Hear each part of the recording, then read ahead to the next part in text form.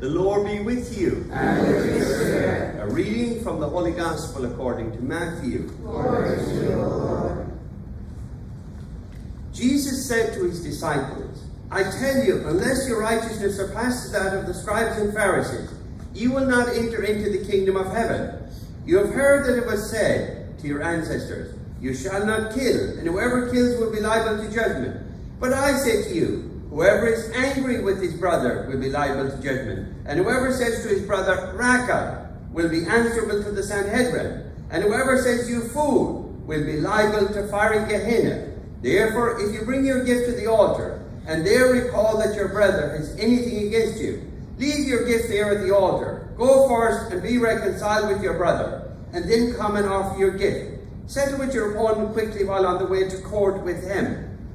Otherwise, your opponent will hand you over to the judge, and the judge will hand you over to the guard, and you will be thrown into prison. Amen, I say to you, you will not be released until you have paid the last penny. The Gospel of the Lord. Praise to you, Lord Jesus Christ.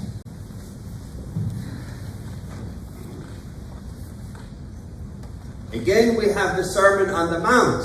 And the Sermon on the Mount, the law of Jesus is the law of the heart, the law of love. And Jesus is accusing the scribes and Pharisees, these were the experts in the law, of dumbing down the law. It reminds me very much of what Bishop Barron says. He says, since Vatican II, we have dumbed down the Catholic faith and teaching it to the youth.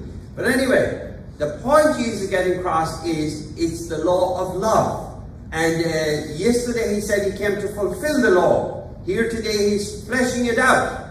Does anyone in church know what the word raka means?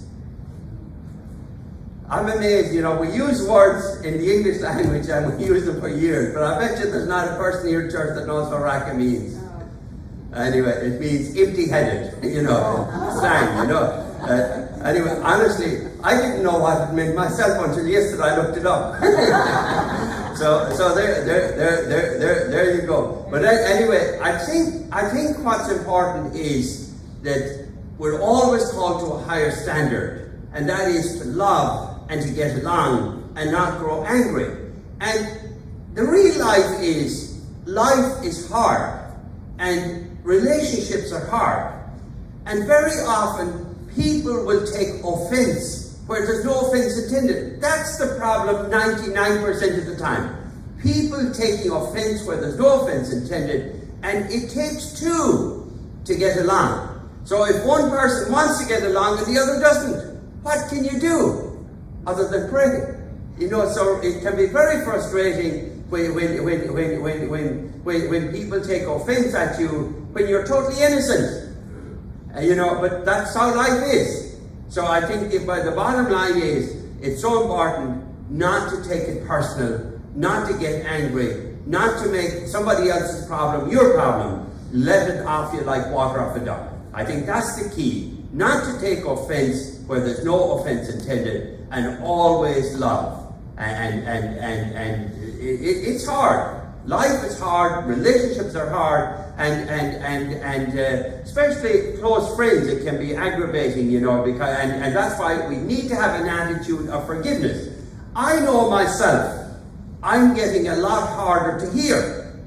I find it hard to hear. Living with somebody, like if your spouse is hard of hearing, that can be very difficult. Or, if your spouse has certain habits that irritate you, that can be very difficult. Or, or if you have a child, that can be hyperactive. You need great patience. So I think the bottom line is unconditional love in all our relationships. That's what Jesus is calling us to. And never get frustrated, never take offense, but keep on keeping on. Amen? Amen.